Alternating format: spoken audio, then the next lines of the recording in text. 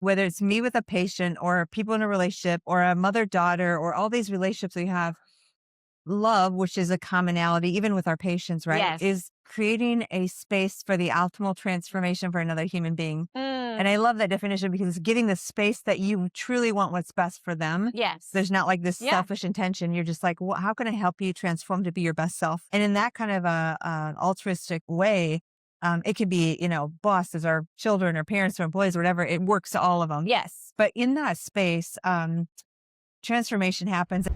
What if aging isn't about slowing down, but leveling up? I'm Dr. Isaac Jones. This is the Longevity Leaders Podcast. Hi, I'm Dr. Ashley Beckman here with the Longevity Leaders Podcast, and I have Dr. Jill Carnahan joining us today.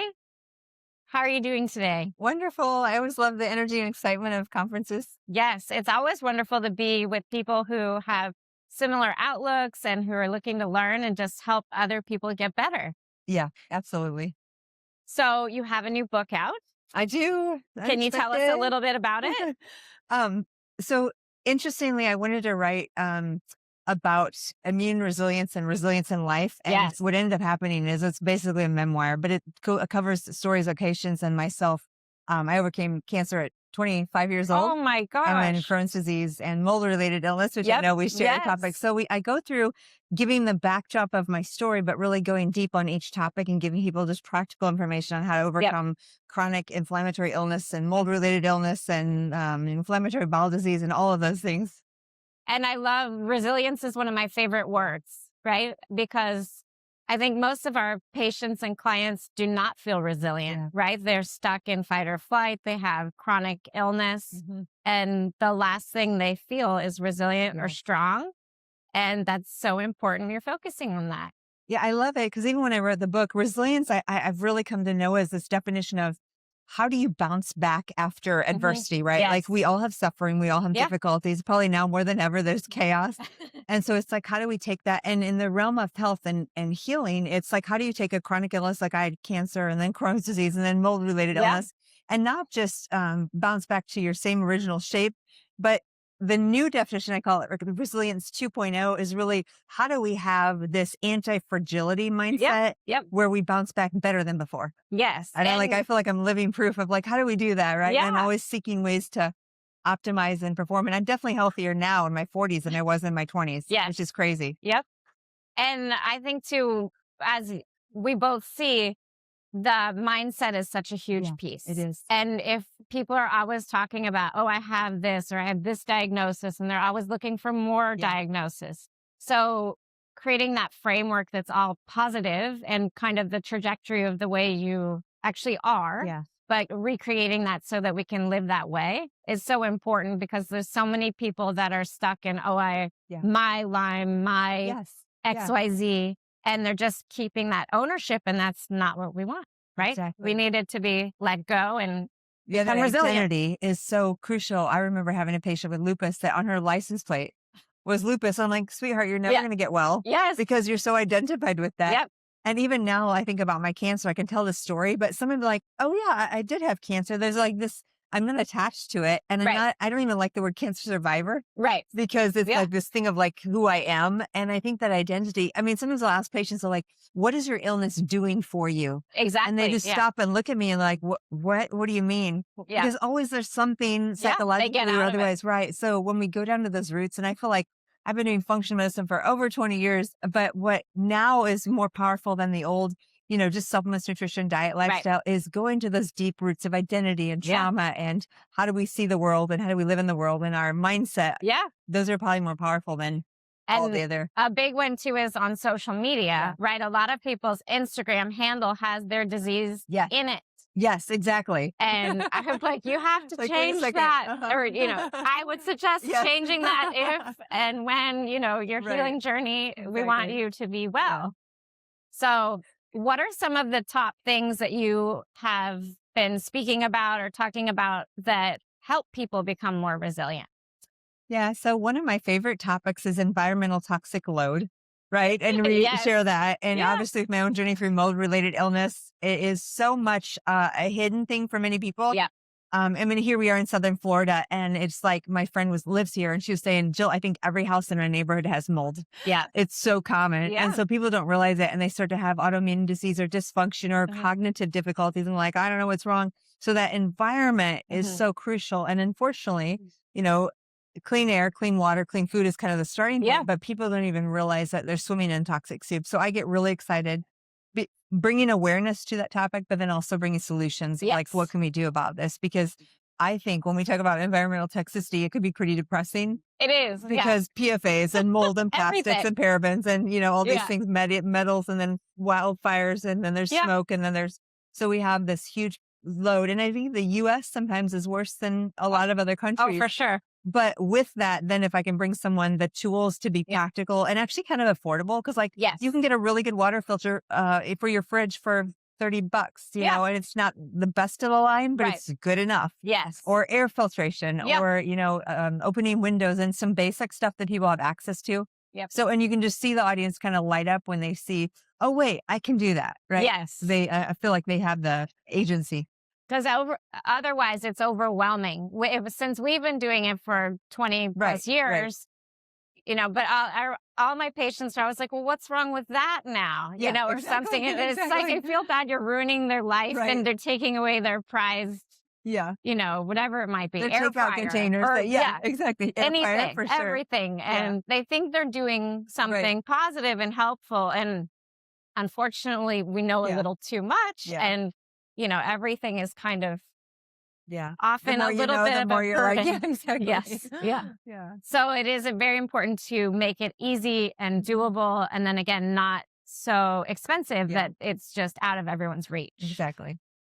Do you have certain things besides those foundations, right? The clean air, water, food. What about on the kind of either mindset or nervous system side do you work on or talk about in your book? Yeah, a lot.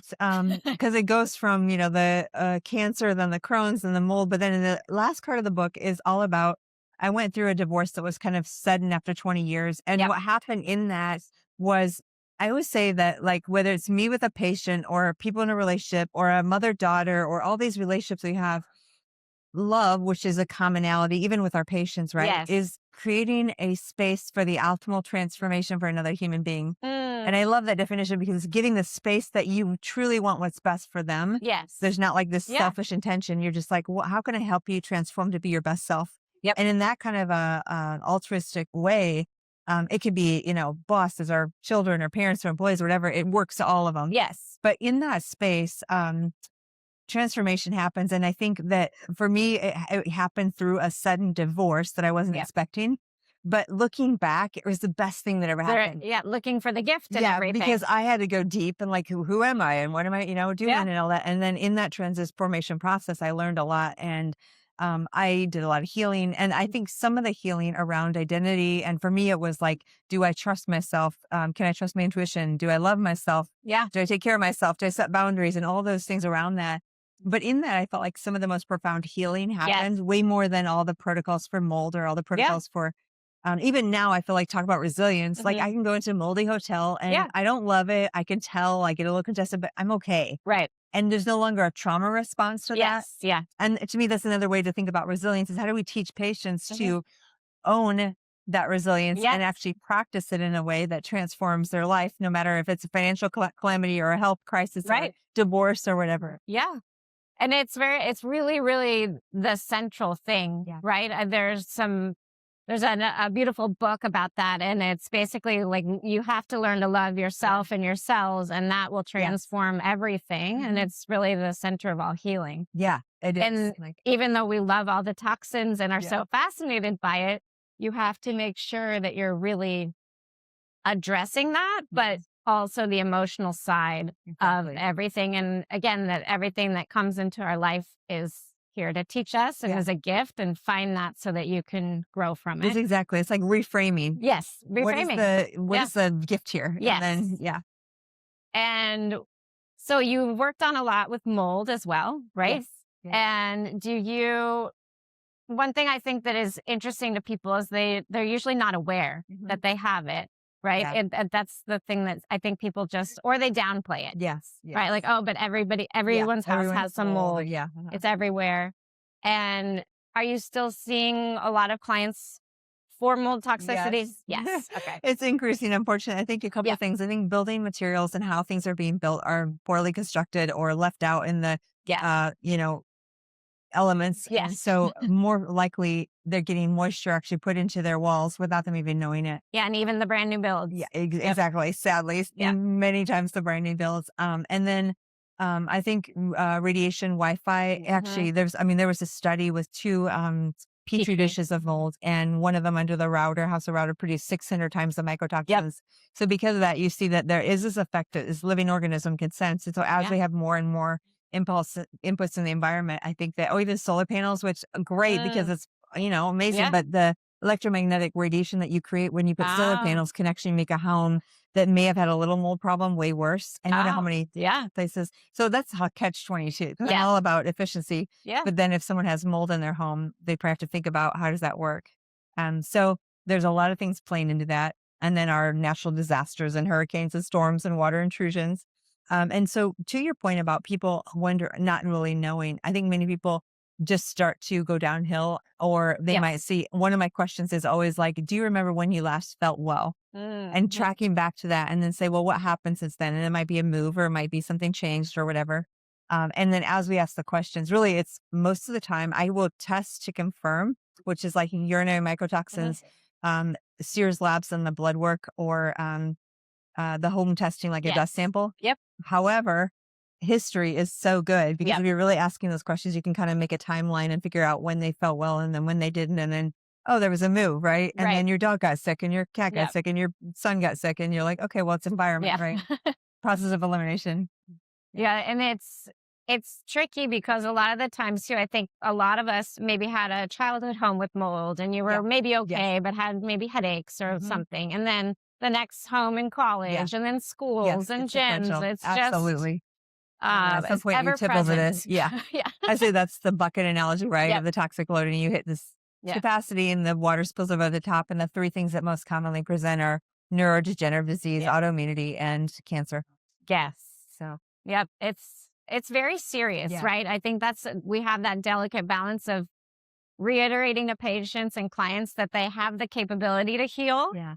And yet this is something you really need to work on and focus on because it will, snowball into some bigger issues. Right. So you have your book. Is it out and available? Yeah, this is available on Amazon, anywhere books are sold. So if you want a signed copy, you can go to drjillhealth.com. But otherwise, anywhere books are sold. And anything else you'd like to share with us? The reason I wrote this was to give hope. And I think the thing I love to end on always is like, no matter where you are, whether you're a practitioner dealing with very complex patients and overwhelmed, or whether you're a patient that's dealing with something that's unexplainable or mysterious, there's always hope. Yeah. And that's why I always love getting out in the world, just sharing that message that healing is possible. Agreed. Yeah. Definitely. Well, it's such a pleasure. Thank you. And I look forward to reading your book. Thank you. Thanks for listening to the Longevity Leaders podcast. Our Longevity Leaders community is on mission to transform 100 million lives by 2040. If you enjoyed this show, please share this with somebody that you know, especially another doctor or physician, but also click that follow button. Until next time, stay strong and live long.